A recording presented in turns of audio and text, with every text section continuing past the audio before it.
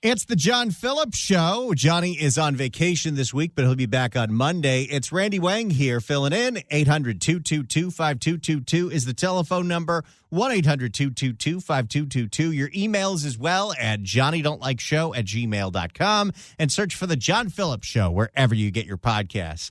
We have got some very interesting updates to the fight that's been going on in the California Assembly over the last week and a half, where new Assemblywoman Maggie Krell, who was a former Sacramento prosecutor, the prosecutor that took down the website Backpage, which was pretty much only being used for sex trafficking purposes, she wrote a bill that would go after the buyers of 16 and 17-year-olds because previous legislation, for some reason, had an exception for them. If you bought a 15-year-old for the purposes of sex, automatic felony. But if it was a 16 or a 17-year-old, it was a wobbler.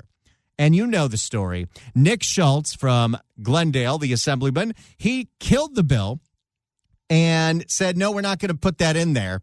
And then the assembly went to the floor because the Republicans said, no, we're going to vote on this. And they decided to strip Maggie Krell of the bill that she wrote, take out that language, and replace it with language that said it is the intent of this assembly to protect children, which means nothing.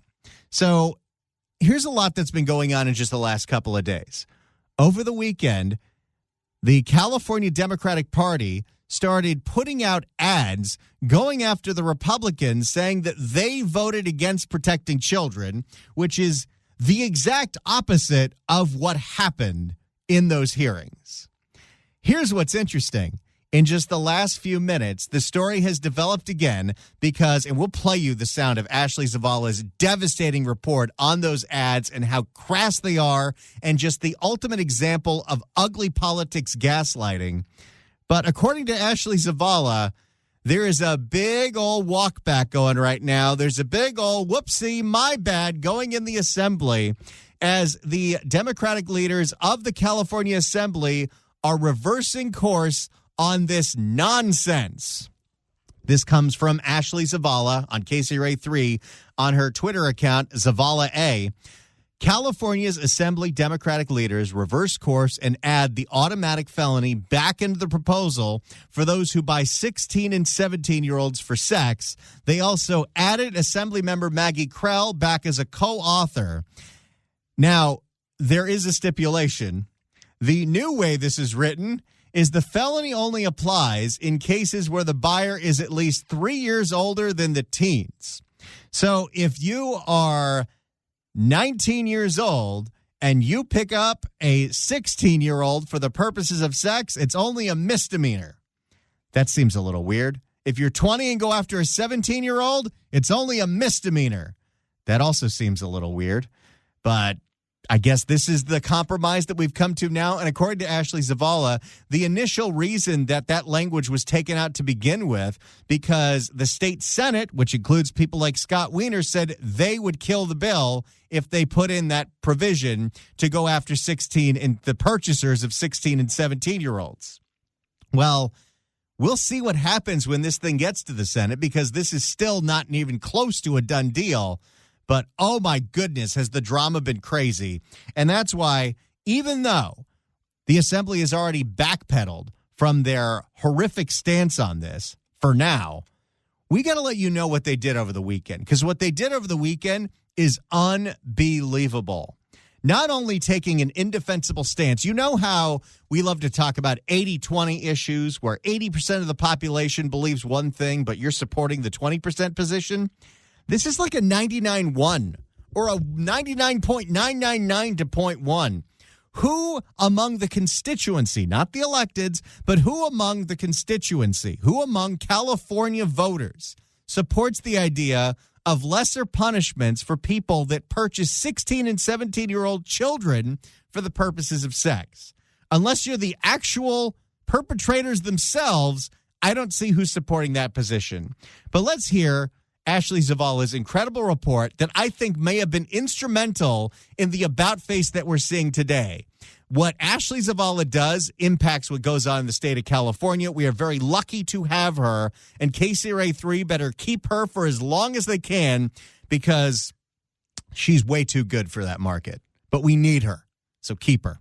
Here is KCRA 3 and Ashley Zavala. And from there, we're going to take a look at the state capitol, where a battle over a child sex trafficking bill that's dividing lawmakers, creating some new chaos. The bill's been at the center of a fight in the state assembly. Thank you for joining us here for our News at 6. I'm Edie Lambert. I'm Golston Dart, Never going to get over that name. It's like if your name was Kent Brockman. You know that if your name is Golston Dart, you're getting into television broadcasting. I'm Golston Dart. The California Democratic Party began running some misleading ads on Facebook. Democrats have been divided over whether it should be an automatic felony to buy older teens for sex. The Democrats' ads claim that Republican lawmakers voted against stronger laws protecting 16 and 17-year-old victims. That's the exact opposite of what happened. And the fact that Robert Rivas, the Assembly Speaker, and the people in charge of the political aspect of the Democratic Party decided to buy ads on Facebook, giving Zuck some more bucks for this incredibly misleading information is so crass. Of sex trafficking. So our Capitol correspondent Ashley Zavala has been getting answers. Like, if this is the position you want to take, then defend that position, even though it's indefensible. But don't start gaslighting and claim it's the other side that didn't want to protect the 16 and 17-year-olds. This is how you lose people in your caucus. This is how you lose not only members in your elected caucus, this is how you lose voters with stuff like this. Because you might believe in a whole bunch of things that the Democrat Party believes, but you see something like this and you say, no, thank you. Let's not forget the second largest voting bloc in the state of California is no party preference. And some people may switch to Republicans, some people may switch to no party preference. But it's things like this that make you think, I don't know what that party stands for. Of sex trafficking. So our Capitol correspondent Ashley Zavala has been getting answers about this move by the Democratic Party. What have you learned, Ashley? Edie, Assembly Speaker Robert Rivas's campaign and leaders of the California Democratic Party were behind those ads. Despite repeated requests for comment today, neither the Speaker nor the Democratic Party Chairman Rusty Hicks is saying anything. The ads basically poured gasoline on the already fiery debate at the Capitol. By the way, that's another thing. They're so bold that they put out these ads on Facebook, which how much money is being wasted on social media advertising? Don't get me started. That's another story for another day. But they don't want to defend that. They don't want to go on. You don't want to get some free promotion for your ad campaign by talking about it on the local news? How pathetic. Over whether people who buy teens for sex should face harsher consequences. These ads popped up on Facebook Sunday, pushed by the California Democratic Party and Assembly Speaker Robert Rivas's campaign. Targeting 7 state lawmakers, the ads falsely claimed Republicans voted against stronger laws protecting 16 and 17-year-old victims of sex trafficking. Again, that's the exact opposite of what happened. It was the Democrats that stripped Maggie Krell, who also is a Democrat, of authorship of the bill that she wrote, and she's an expert in this. She spent her career going after sex trafficking.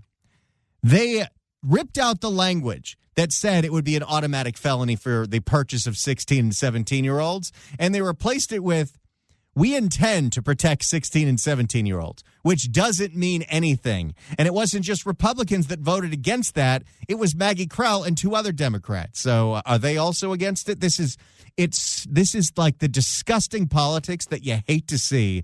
And the people, who's making these decisions, even from a purely political standpoint, how do you think this wins you any voters whatsoever? Well, I think it's garbage. Assemblyman Joe Patterson was one of the targets. We all know it's complete garbage, these ads, and it's the best that they have because the public knows that they're out of touch with keeping people safe. What the Republicans actually... we've seen this year after year after year, and elected Assembly and State Senate Democrats don't seem to get the message that the public is not with them on this. And this is a representative government. Who exactly are you representing? What the Republicans actually rejected was a move last week by Democrats to strip a member of their own party, Assemblymember Maggie Krell, from the bill she originally wrote to make it an automatic felony to buy or solicit 16 and 17-year-olds for sex. 3 Democrats, including Krell, voted with Republicans. The rest of the Democrats also voted to exclude the felony and instead added text that read, "It is the intent of the legislature to adopt the strongest laws to protect 16 and 17-year-old victims." That doesn't mean anything. You're going to pass a law that says you intend to pass a different law? That's nothing. That's not even lip service. That's pathetic. And strengthen protections in support of survivors of human trafficking. This language is, we intend to do something in the future. That's the purpose of this intent language. But it did not immediately offer like a substantive change to the law.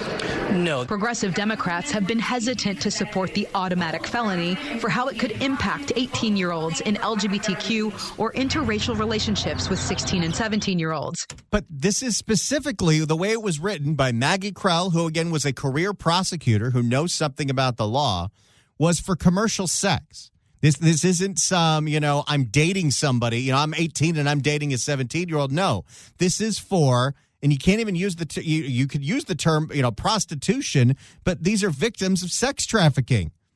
Typically, a 16 or a 17-year-old walking up and down the streets of Cap Street or Figueroa is not doing that on their own volition.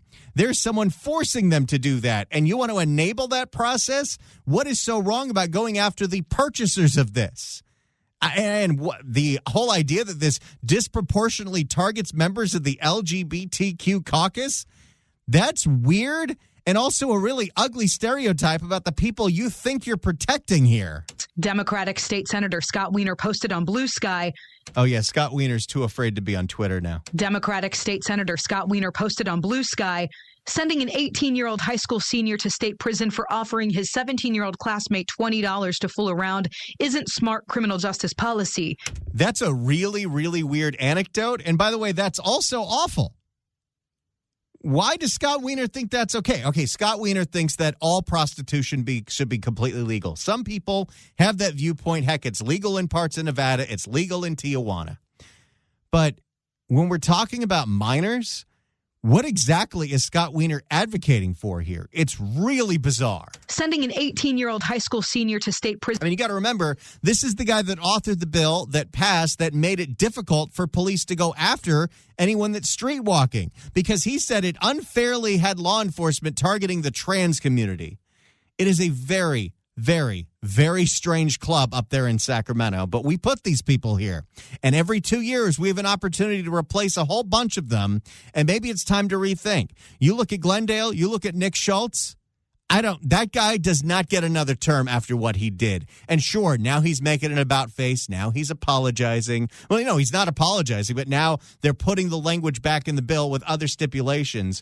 But what he did shows that he does not represent the people of Burbank, the people of Glendale, the people of the East San Fernando Valley. Sending an 18-year-old high school senior to state prison for offering his 17-year-old classmate $20 to fool around isn't smart criminal justice policy. Yet that's what some people are effectively advocating in this misleading debate. And even though the assembly is backtracking, this thing could still easily die in the state Senate because Scott Wiener holds a lot of power up there. He did not comment on the ads, but Assembly Public Safety Chairman Nick Schultz said a new proposal is coming for those who buy the 16 and 17-year-olds. We had some very productive conversations today. It's incredible how much this caucus will shoot themselves in the foot and stand on a hill and die for nonsense.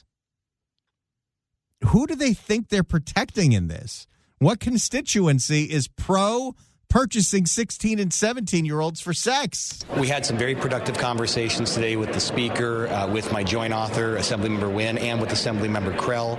Not too much more that I can share at the moment, but we are optimistic that we'll have a solution in place by the end of the week. And these are the kind of things that you hope voters don't forget, and we'll do our best to remind people when election time comes that these people do not have your back. Some members do. It's not a 100% party line thing. Maggie Krell, the author of this bill, she's a Democrat, and she is a career prosecutor, and she knew what she was talking about, and the party screwed her over. Meanwhile, Governor Gavin Newsom said last week he supports the felony, both parties encouraging him to get more involved. He has not yet commented on the Democratic Party's ads. No one wanted to comment on the crass, misleading, fake news ads that were being put on Facebook. It makes me wonder if the governor has lost control of the California Democratic Party because they went out there. Well, Gavin's checked out. Gavin's too busy talking about national issues on podcasts than worried about what's going on. Because if Gavin Newsom really cared, he'd get on the phone and he'd start screaming at Robert Rivas. He'd start screaming at members of the assembly who made this. Because you know what? Ultimately, it makes him look bad. This is happening in his state, and it's once again another failure of California that's going to get national attention in the worst way. What other state is advocating for this? And ran these ads for something that even the governor has said is consistent with how Republicans feel. And so are the Democrat Party just going to do whatever they want to do despite what the leader of their party feels on issues? Democratic Progressive Caucus Chairman, Assemblyman Alex Lee. The governor has had a history of where he says something and he forces his way onto the legislature. I think more and more you're seeing that as we're getting near the end of his term, the legislature is more and more willing to reassert its role as a co-equal branch. But at the same time... Yeah, some of these people want to double down. And there's only one answer for this. They gots to go. Branch, but at the same time, we're also fed up with a death by 1,000 cuts, right? He doesn't have the ability to dictate, as any one person has dictate what policy is. And if he wants to get involved, I think we sincerely invite him, his staff, to get involved in these issues rather than just making one-off statements to the press. So the same legislature that ceded power to Gavin during the lockdowns and let him do whatever he wanted, this is the issue they want to challenge him on because he said in an interview with Ashley Zavala that it should be an automatic felony, and so did Eleni Kanalakis. This is what they want to go to war with Gavin over. Some of these people have the worst political instincts I have ever seen. Now, we did check in with the governor for comment on all of that you just saw. Nothing yet from his office. As for the ads, Facebook's transparency tools shows it was up for a total of 19 hours and taken down after we first reported this. Local news gets things done. You know, back in the day, you had every major newspaper with a Capitol correspondent. You had so many people up in Sacramento covering Sacramento, but that's just not how it works anymore.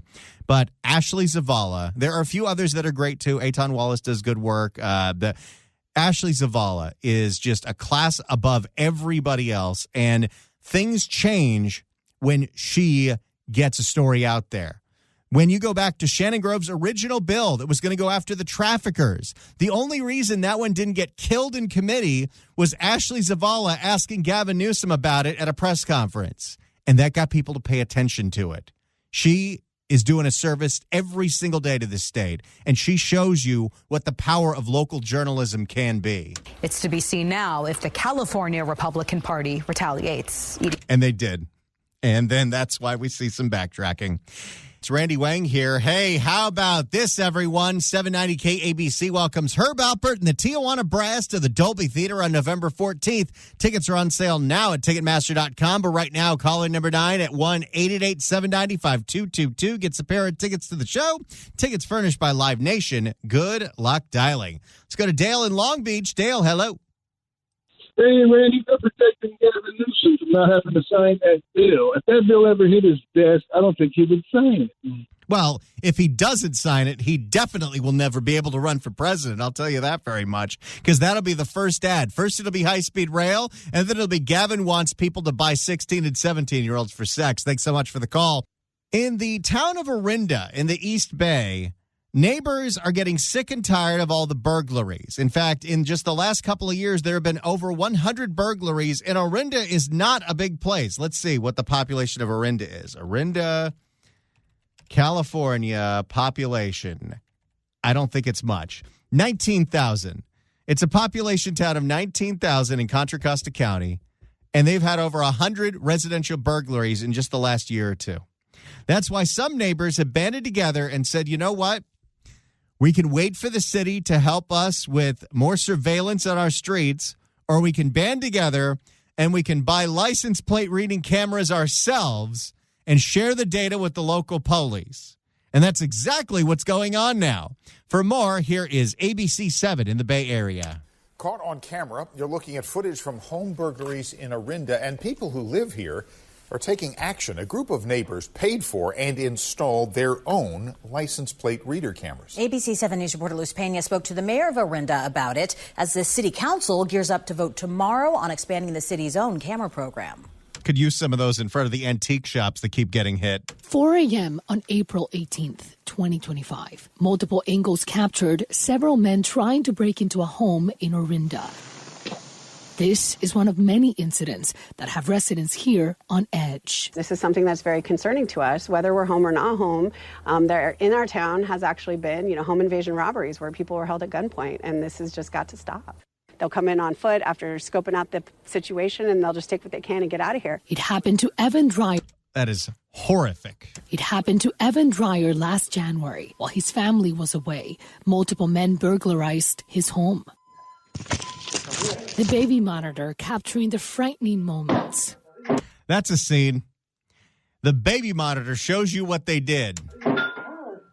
All of these incidents leading residents to... The tolerance that this state has for thieving, when you're the victim of it and you've had your property stolen from you, it's just, you feel so icky, so disgusting, so taken advantage of.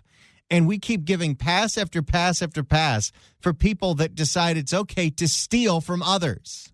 All of these incidents leading residents to take collective action. I met people in city council. They're very nice people.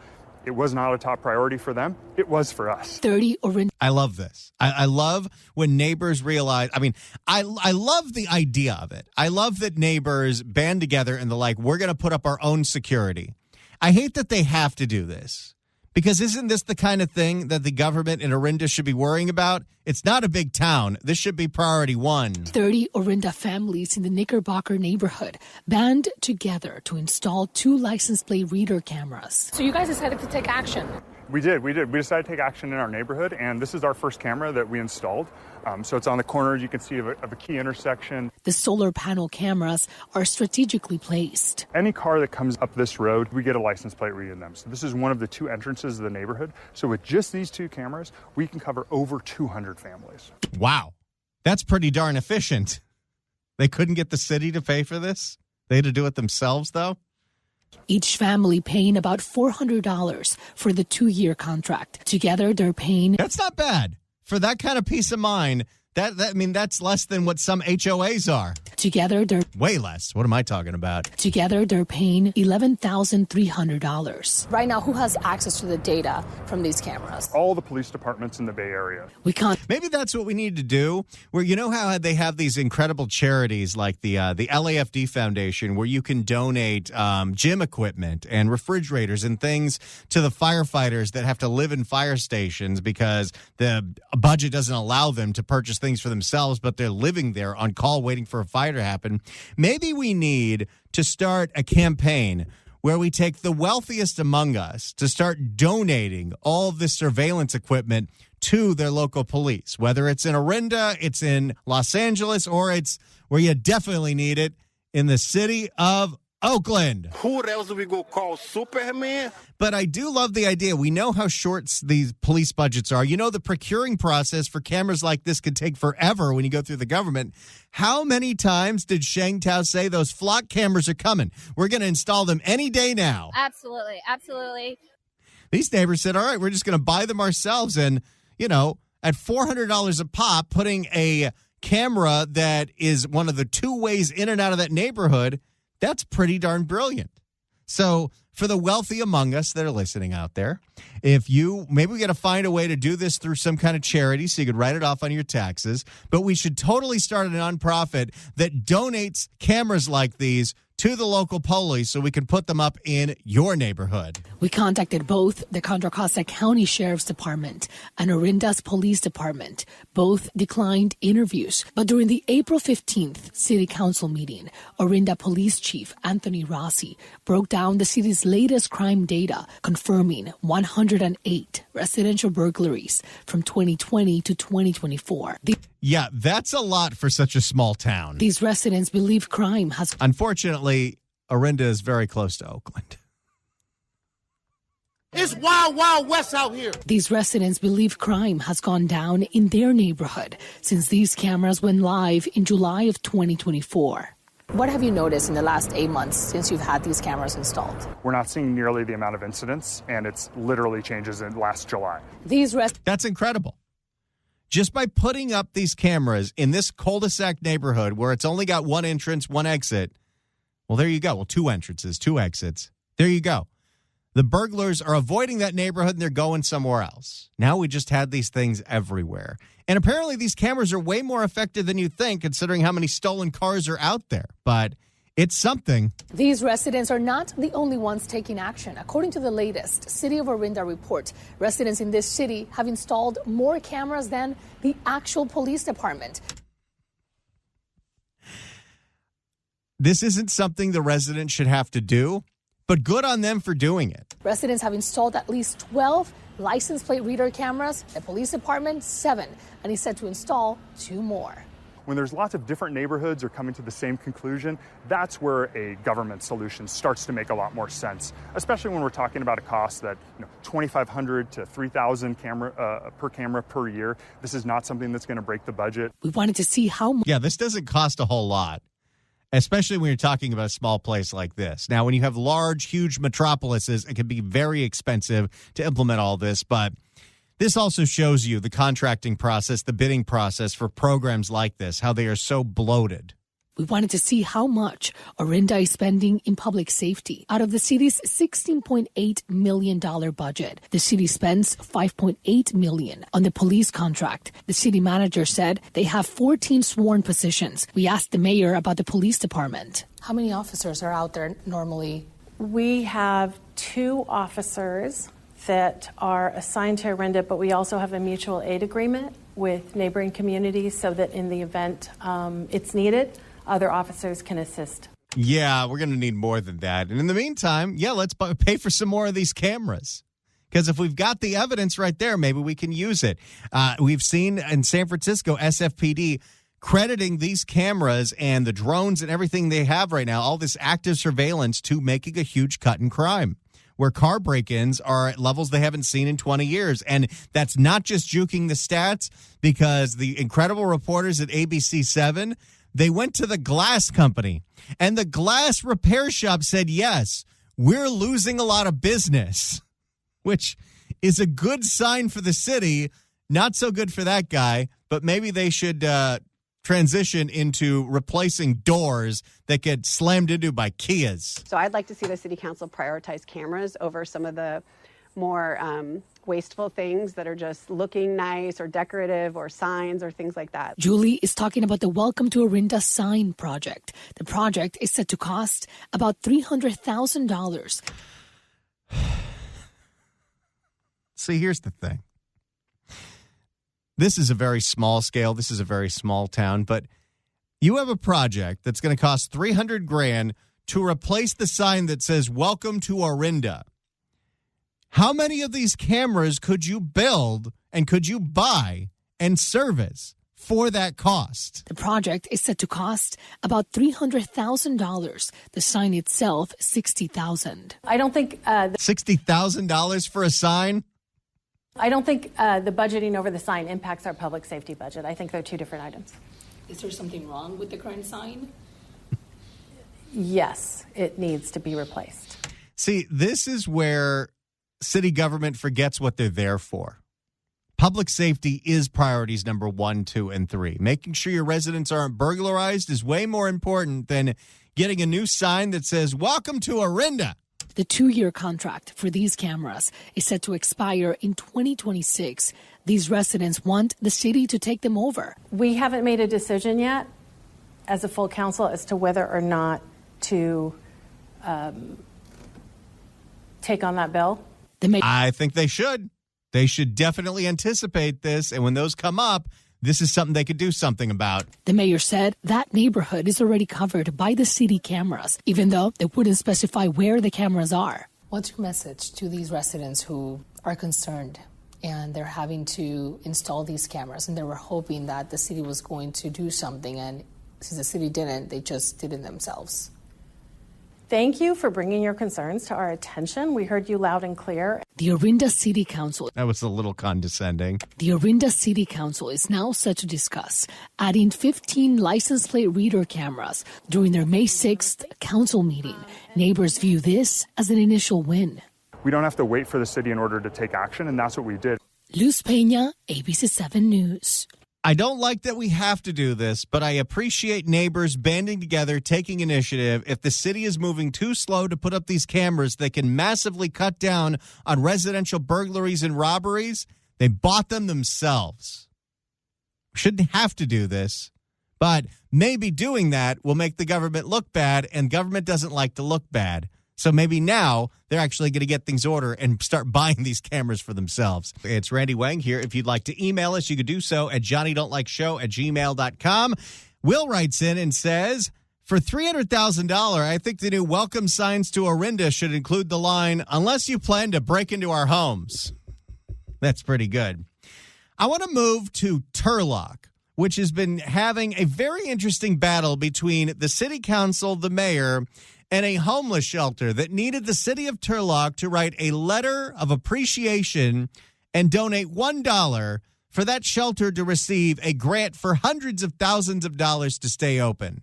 And the city said, no, we're not going to write you that letter, and we're not going to spend $1. Why? Well, let's find out. Here's KCRA 3. The future of a men's emergency shelter in Turlock is up in the air after a decision by the Turlock City Council blocked it from receiving a state grant. Its operators say it needs to stay open. It's not about the money. It's about, we have to start changing how we do homelessness. Turlock Mayor Amy Bublock says the issue sparking her frustration is the shelter's bathroom access. She says limited bathroom access for the people who use the shelter has a negative impact on the city. And she wants the organization to open the restrooms during business hours and on weekends for their clients. So the fight here between the city of Turlock and this homeless shelter that wanted the city to spend $1 and write a letter saying, hey, we want you to continue to have this shelter open so they'd qualify for state funding, which just tells you how insane the bureaucracy is. The bureaucracy is real. Is that this shelter was asked, okay, we'd love to write you that letter. We'd love to spend the $1, get you that grant money. But can you make it so the bathrooms are open 24/7? Because we're seeing what's happening on the streets outside of the shelter, and we have to clean that up. And the shelter, says no? We don't want to do that? It wasn't a significant ask on us. It was just listen, if we're going to have a partnership, you got to lean in a little bit, right? Because we're getting too much grief from everybody, and we want to let the public know we're hearing them. Vice Mayor Moniz? No. At the council's April 8th meeting, the mayor and 2 other council members voted against a $1 contribution and a letter of support for the nonprofit We Care. We care? Why don't you care about having 24/7 restrooms? To receive the state funds allocated for housing-related projects and programs. A representative from the We Care program Turlock sent this statement in part on Tuesday. By the way, this shows you how weird all of this financing is and all the glut that's out there, all the bloat, all the price gouging. In order to qualify for a state grant, all you need is a letter of support from a city and $1, and you'll get hundreds of thousands of dollars without any tracking if it's successful or it's improving the community. Representative from the We Care program Turlock sent this statement in part on Tuesday, saying we remain hopeful. If the funding is not received, we could be closed temporarily after June 30th. We are exploring other avenues. Bublock. What, is a nonprofit actually going to ask for donations? What a novel concept. But why wouldn't they just say, sure, you're asking us to make the bathrooms 24/7? You got it. But they refused to do that. And so now they're not getting the money. Bublock pushing back Tuesday on the premise the move was too harsh. Somebody has to make a stand and say, let's change it. And we weren't asking for them to create a new world. We were just saying, help us clean, right? Because we do know you're feeding them and other people in the community are feeding them. We need help with that. We can't. You can't feed them and then not be around to deal with what happens after you feed them. That is a fair statement. We can't have burdened our residents around here and our downtown. The controversy caught Governor Gavin Newsom's attention. He had sharp words for the council on social media, writing. Here we go. Gavin Newsom inserts himself into this story by blasting about it on Twitter instead of, calling the mayor and finding out what exactly happened here. Sharp words for the council on social media, writing, truly a ridiculous lack of local leadership, an absolute moral failure. California has invested billions to combat homelessness. In Turlock, their only shelter is at risk, over a single dollar. The state has done its part. Local leaders need to step up. Here we go. Localism is determinative. Well, Gavin didn't pay attention to what the story was really about. Could have called the mayor, could have asked, hey, what's up with the bathrooms? He could have called the shelter and said, why don't you get these bathrooms going? Then you get your grant. But no, instead, Gavin Newsom pretends that he's running the state and is bleep posting on Twitter like everybody else. In Turlock, Leanne Denyer, KCRA 3 News. Well, We Care did not take further questions on this today. The grant funding in question is part of the state's permanent local housing allocation program, and it's allocated to the state, or to the county, I should say, by the state, and that the county may award the funding given that there's compliance with the state guidelines. I like that the city of Turlock's standing up. If you're going to have a homeless shelter and you're not going to have 24-hour bathrooms, we have to clean up that mess. So, no, you're not getting your support and you're not getting your grant until you agree with us. And they refused.